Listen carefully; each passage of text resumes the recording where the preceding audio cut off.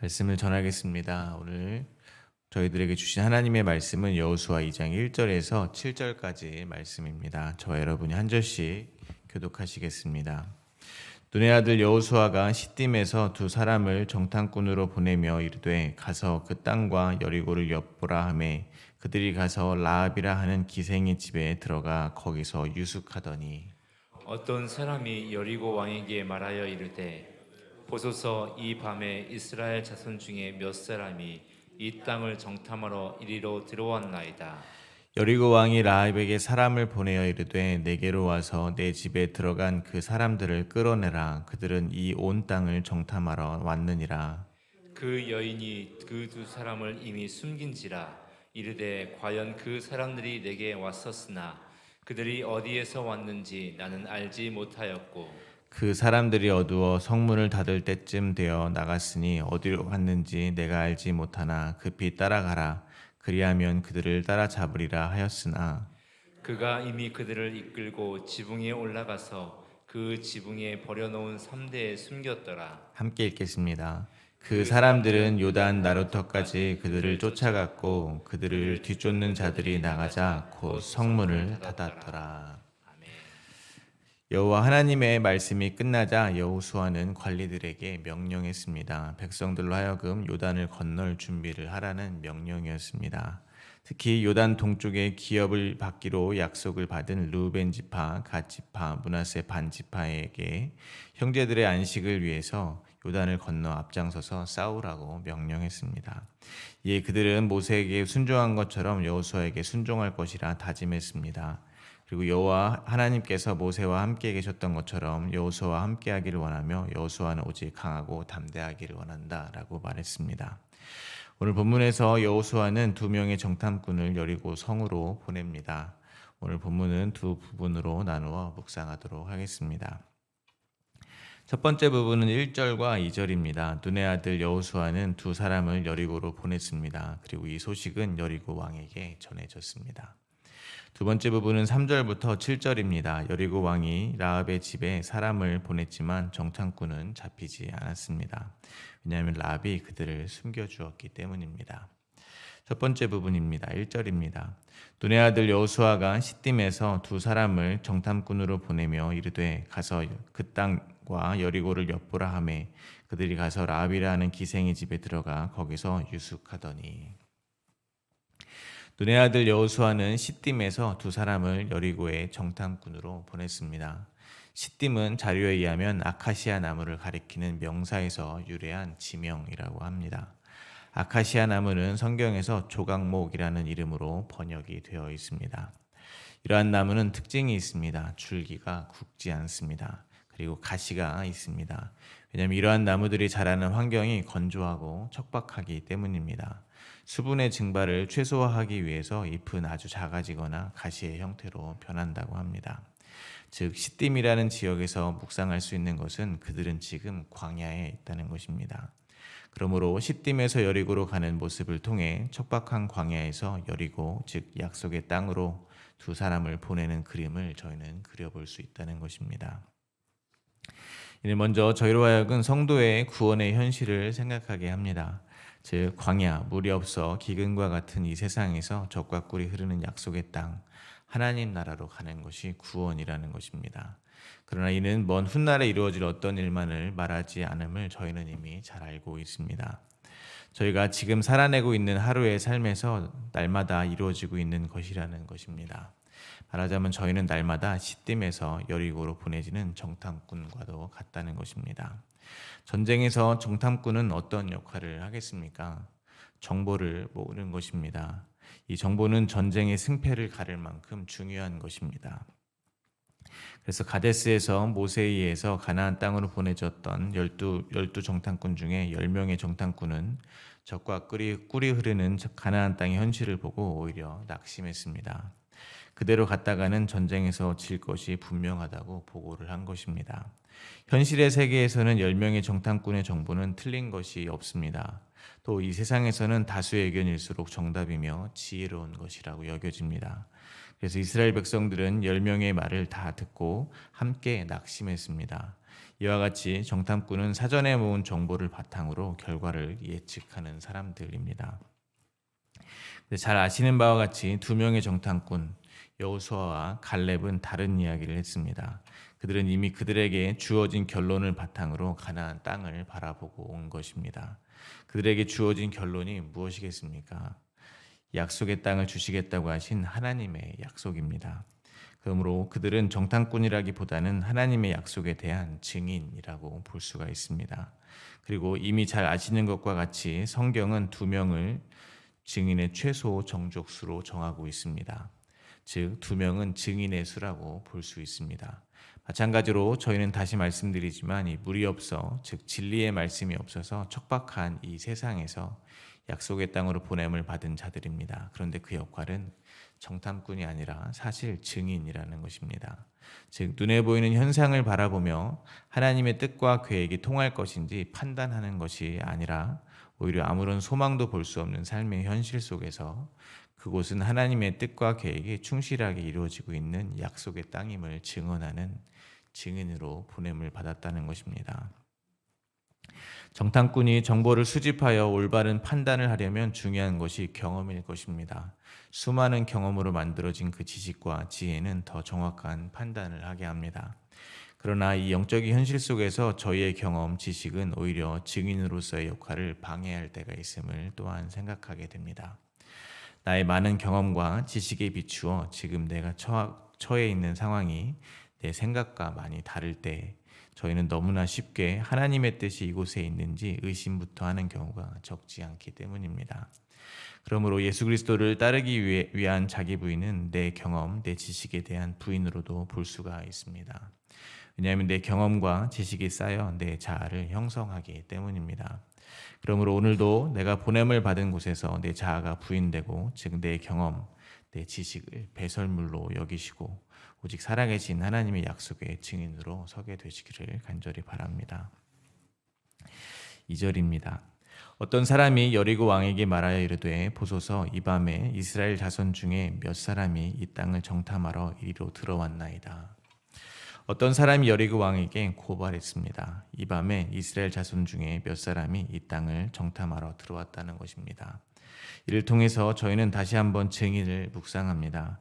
이 세상에 하나님의 나라의 증인으로 오신 예수님입니다. 예수님이야말로 하나님 나라의 참된 증인이십니다. 하나님의 약속의 실체입니다. 그 예수님께서 이 땅에 오실 때 어디를 찾아오셨습니까? 죄인들을 찾아오셨습니다. 이를 보여주듯 여리고 성으로 보냄을 받은 두 사람은 라합이라는 기생의 집에 들어가 유숙합니다. 성경에서 죄인하면 빠지지 않고 등장하는 두 사람이 있습니다. 세리와 창녀입니다. 그러므로 오늘 본문에서 두 사람이 기생 라합의 집에 유숙하는 것을 통해서 저희는 죄인의 집에 거하시는 예수 그리스도를 또한 바라볼 수 있다는 것입니다. 즉 죄인인 저희 안에 예수 그리스도의 영이 내주하시는 것이 곧 구원이라는 것입니다. 그런데 언제 찾아오신다는 것입니까? 밤에 찾아오시는 것입니다. 언제가 그런 밤이겠습니까? 빛이신 예수 그리스도께서 저희를 찾아오시기 전이 모두 밤입니다. 이스라엘 백성이 출애굽할 때 10번째 재앙은 모두 처음 난 것을 심판하시는 재앙이었습니다. 이때 하나님께서는 내가 그 밤에 애굽 땅에 두루 다니며 모든 처음 난 것들을 치고 애굽의 모든 신을 심판할 것이라고 말씀하셨습니다. 이와 같이 구원의 주님은 밤의 때 저희를 찾아오신 것입니다. 라합의 입장에서 보면 두 정탐꾼은 밤에 갑자기 찾아온 것입니다. 라합의 사정이 자세히 기록되어 있지는 않지만 기생 라합은 그날 또 낙심하며 자기의 인생을 한탄했을지도 모릅니다. 먹고 살기 위해서 어쩔 수 없이 하는 일이지만 자신이 상대했던 모든 사람들은, 심지어 길가에 지난 사람들조차 자신을 무시하고 천대했을지도 모릅니다. 그런 퍽퍽하고 칠흑같이 어두운 밤과 같은 그녀의 인생에 소문으로만 듣던, 그래서 간담을 서늘하게 했던 그 여호와 하나님의 백성들이 자신을 찾아온 것입니다. 마치 이와 같이 예수님은 밤의 인생을 살고 있는 저희를 갑자기 찾아오셨다는 것입니다. 사도 바울께서는 이것을 이렇게 기뻐하셨습니다. 디모데전서 1장 15절입니다. 빛보다 모든 사람이 받을 만한 이 말이여 그리스도 예수께서 죄인을 구원하시려고 세상에 임하셨다 하였도다. 죄인 중에 내가 괴순이라. 그러므로 저희는 오늘 본문을 통해서 죄인 중에 괴수인 저희를 찾아오신 예수 그리스도로 인하여 기뻐하시기를 간절히 바랍니다. 그런데 예수님께서 찾아오신 이 소식은 이 세상 권세 잡은 자에게도 금세 알려진다는 것입니다. 즉 주님이 찾아오신 저희의 삶은 그저 천하태평하지 않다는 것입니다.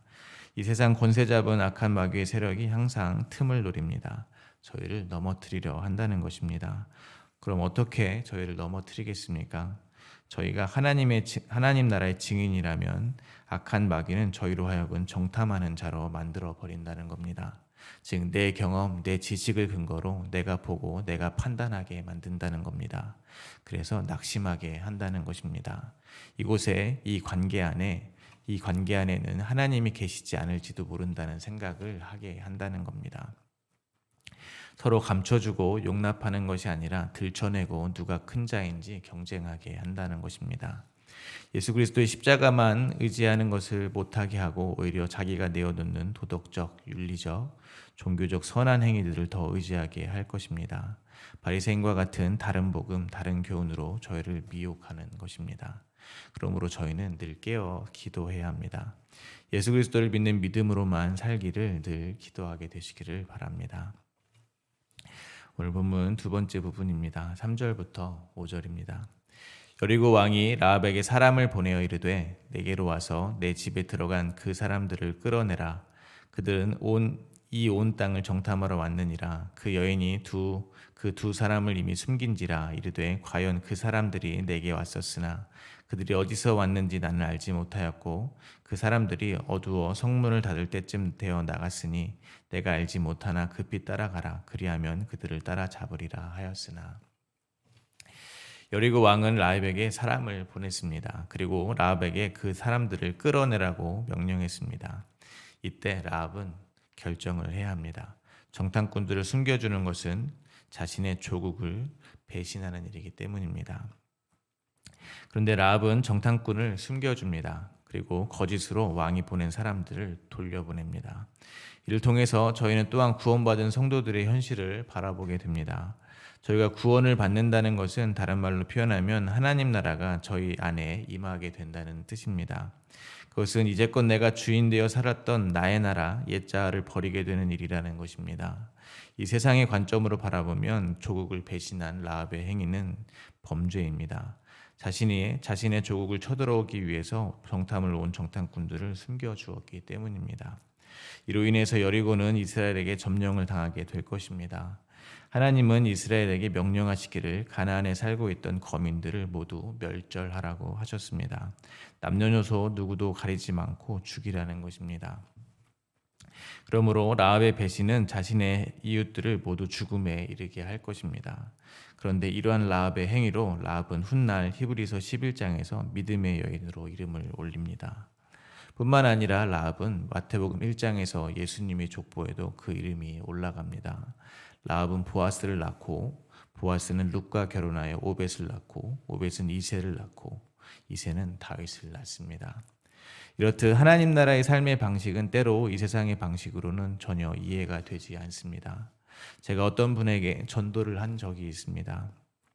그분은 기독교라는 종교를 저에게 논리적으로 설명해 달라고, 자신을 납득시켜 달라고 이야기했습니다. 그래서 저는 그분에게 말씀을 드렸습니다. 저는 논리적으로 설명을 할 수 없다고 했습니다.